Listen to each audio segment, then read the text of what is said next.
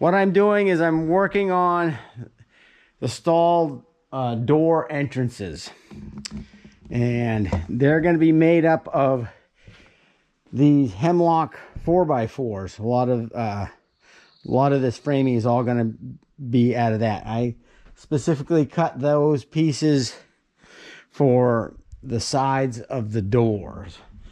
And in my infinite wisdom, I decided I was going to put a little pocket in here to help hold the bottom in place, exactly in place. So what I did is I took a skill saw and I cut 3 sides, and I took a router and routed those out, and then I'll measure the total length, and those should slip right in there with a couple nails and be pretty good. So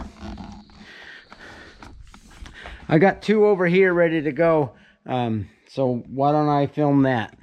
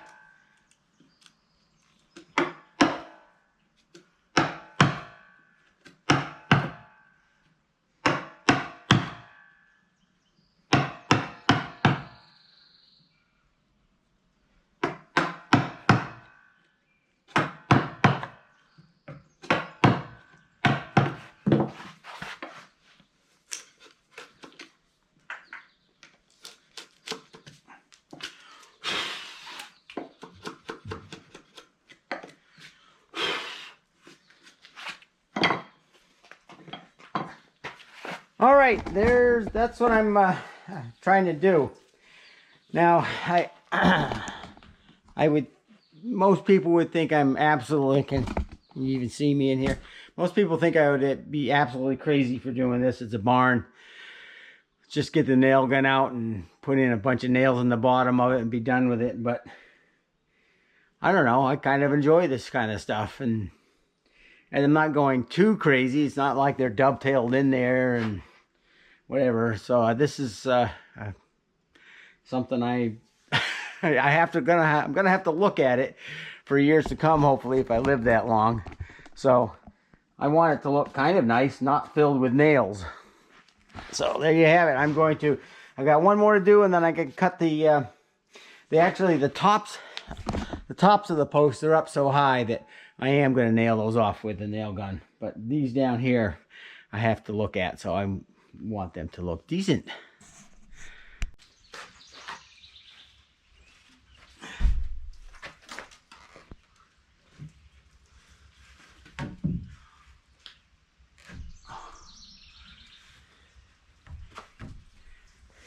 All right, it needs to be pounded in place, but it'll definitely go.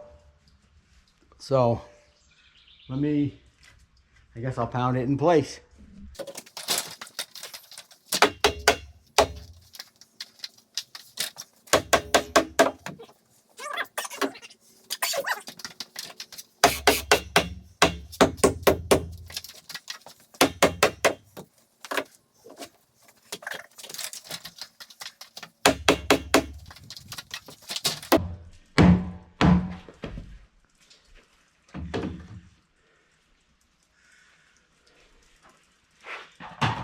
That is very close.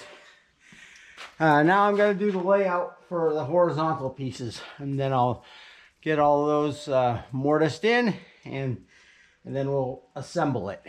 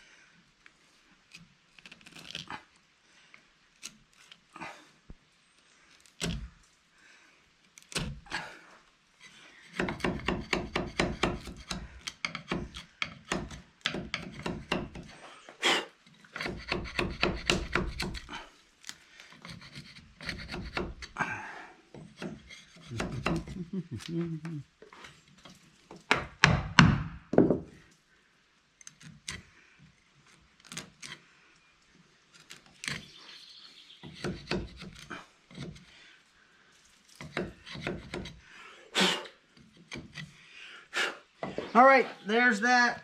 It's not very deep. It's like 3/8 of an inch deep. I probably could go another 1/8 and make them all 1/2 inch deep. And maybe that's what I'll end up doing.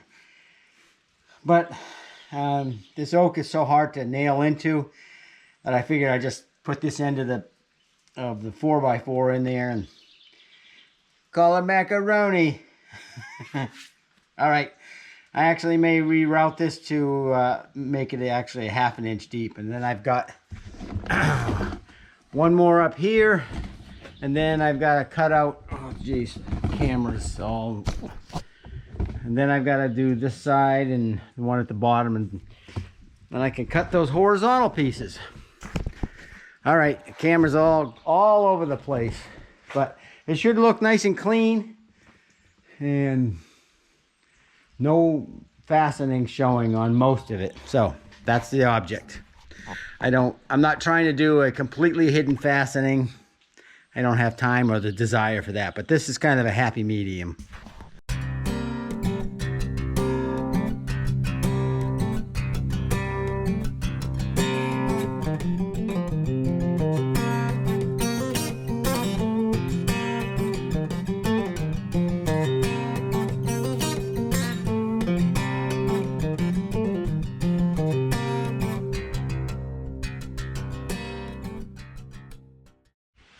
All right, the very next step is to just measure. Oh boy. The next step is to measure between these points and actually get this thing plumb exactly, and then measure between these points, and then I'll cut those, and then I'll do some assembly. All right, I just tapped those in place. They went really nice. You can see the joints look really nice.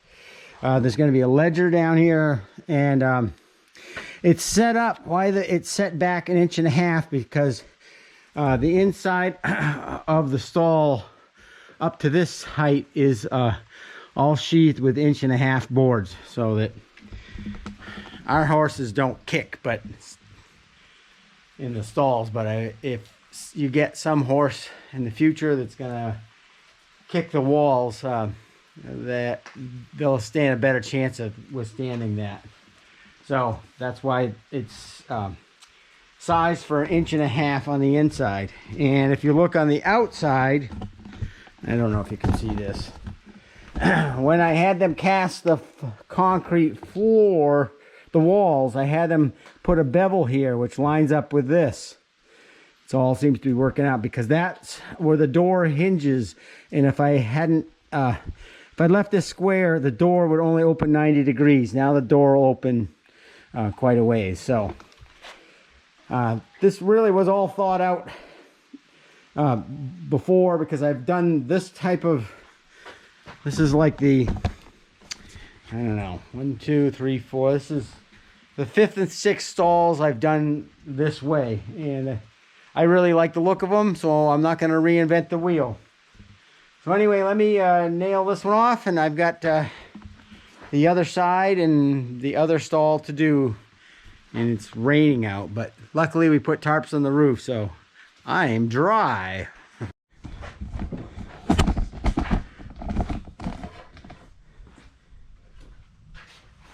Yeah, it's not easy.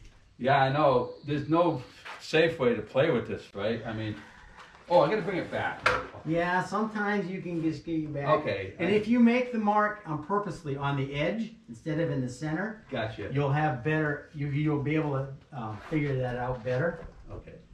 All right. Gotcha. Okay. I'll get it. Yeah. I'll get it. All right.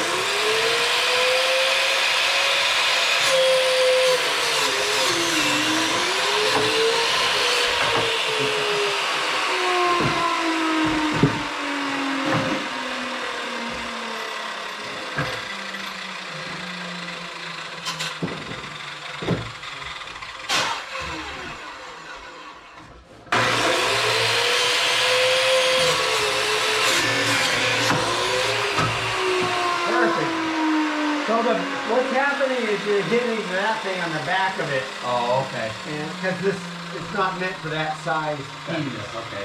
So you kind of have to just, yeah, you'll figure it out. Yeah. All right.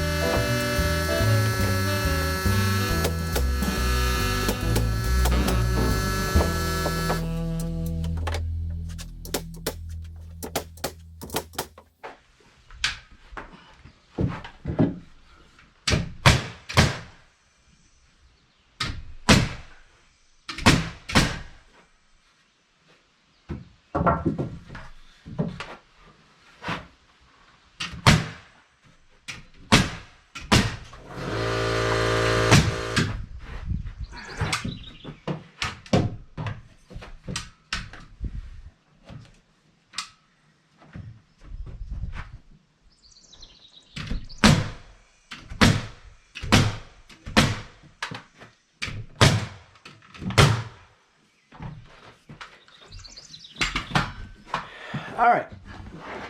I know the lighting is not so good in here, but anyway, we got the window partially framed in here, and I'm going to continue this line all the way across, and this ledger up and across the top is all going to be filled with 1-inch boards. Now, I made a mistake when I was assembling this, as this brace will fit in this way, or if you spin it 180 degrees, it'll fit in. It doesn't care. But what I did is I put it in, I should have flipped it around 180 degrees so it would have been flush with the outside of the building. And right now I didn't notice this mistake until you know, it had happened. So it actually stands into the building 1.5 inches, which makes it proud of this plane by 1/2 inch. So I hemmed and hawed is what should I do? Should I shim all of this out? So what I decided to do was put 1-inch boards up here, mark the back, and actually route out 1/2 inch so that they lap over this thing. And unfortunately, this isn't the only one. I've got 3 other wind braces that I made the same mistake on. And I guess I was just in such a hurry to assemble this, and it was hot out, and anyway, mistakes got made. But I can cover them up, correct them. Nobody will see any difference, and it doesn't affect the structure at all. Just affects my ego. All right, I'm gonna keep putting on 1.5 inch board, so hold on.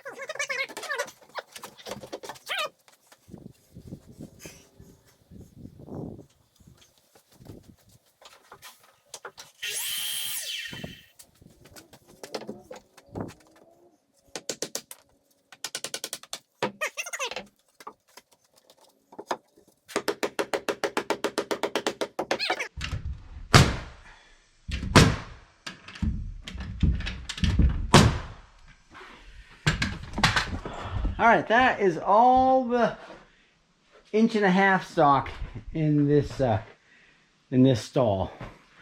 I've got tip you back here.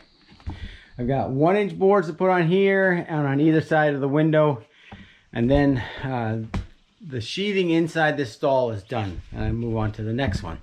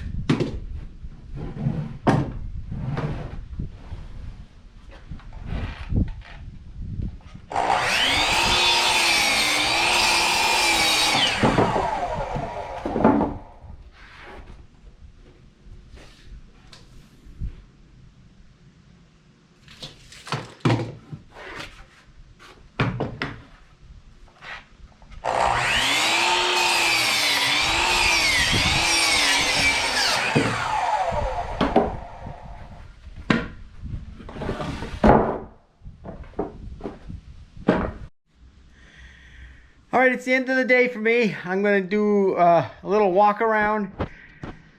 It was just hard to film a lot of stuff in here, so I apologize if there's missing content, but I got all of the 1 inch, 1.5 inch boards on both stalls, and I got the upper sections all ready for 1 inch boards tomorrow. So that's excellent. And we got this stall. This is the stall that has 2 windows, but the divider's all done. I even put a little beveled piece of wood here so that the manure doesn't stay on there, just to help. Yeah, it makes it cleaner looking. It'll help keep the stalls cleaner. But these are also all ready for boards. The outside, this is what the outside looks like. Nice and clean. And these holes here are so that we can feed them, not with a hay, but we feed them some minerals and stuff, and we won't have to go into the stalls anymore. So that was a request from Kristen.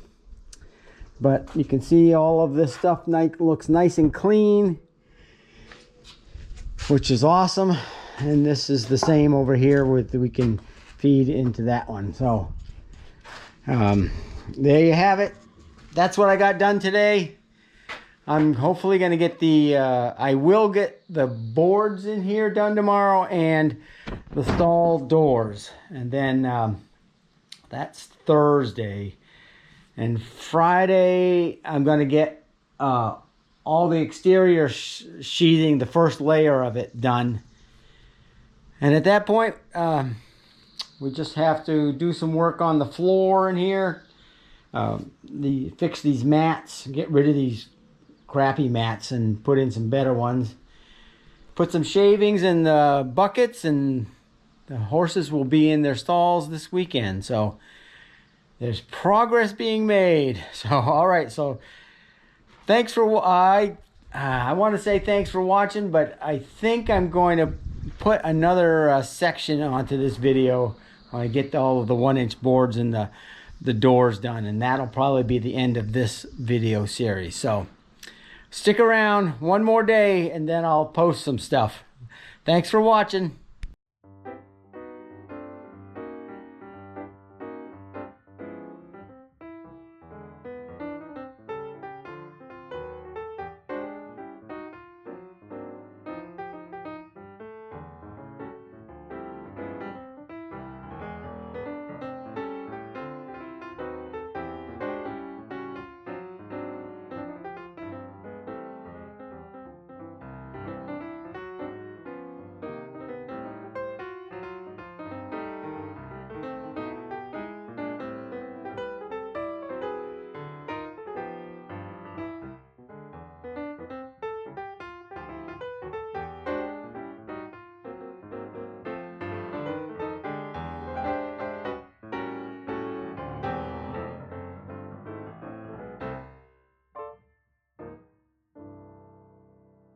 These are some 16-inch boards that I'm putting up, and I found them in the pile. I don't remember sawing them, but this is a tack room wall, so I figured I would put them in the tack room so that people get to see wide boards. I think it looks pretty nice, and they go up really quick.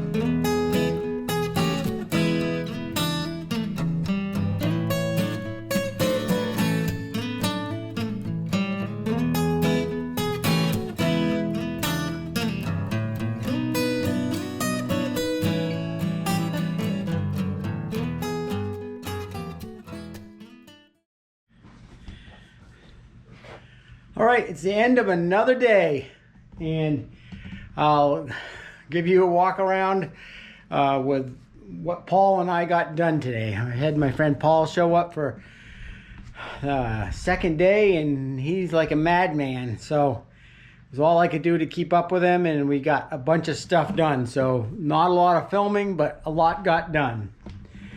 So we got all the 1-inch boards up in both stalls.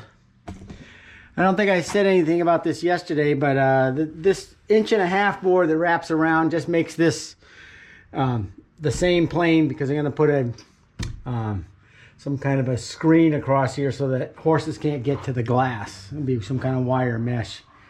And then we got both doors made. That door and this door is made for this stall, and this room is all done in here. I am actually, it's not completely done, I'm actually going to make a little filler strip to cover that up, so make that disappear. And I may work on this wall today. I'm not sure if it's the end of the day or not for me, but we did get this layer of sheathing on this part of the wall, so that's looking awesome. And we got a pile of scrap again, getting ready to put on the burn pile. And I finished that wall there, which is the tack room wall, what inside of the tack room. And we ended up finding a bunch more of these 16-inch wide boards that I had sawn. I had no idea they were in the pile, but there they are. And I think I'm going to use those as more of the tack room interior walls. So there you have it. There's the walk around update. That's the end of this video series. I'm sure it's going to be too long. People like, I want them less than a half an hour. Believe me, I'm trying to keep all the information in there and get it to be less than a half an hour. So thanks again for watching. Subscribe if you haven't. I hope you enjoy the content and everything that comes along with that. Ring the like bell, thumbs up, and leave us a comment if you want. We try to respond to all the comments. Not that we get many, but we do in time get to respond to them. So thanks for everybody who is commenting. That's enough talking. Stay tuned for the next video, which we're probably gonna I don't know what it's gonna be. It could be a multitude of things. So all right, thanks again for watching.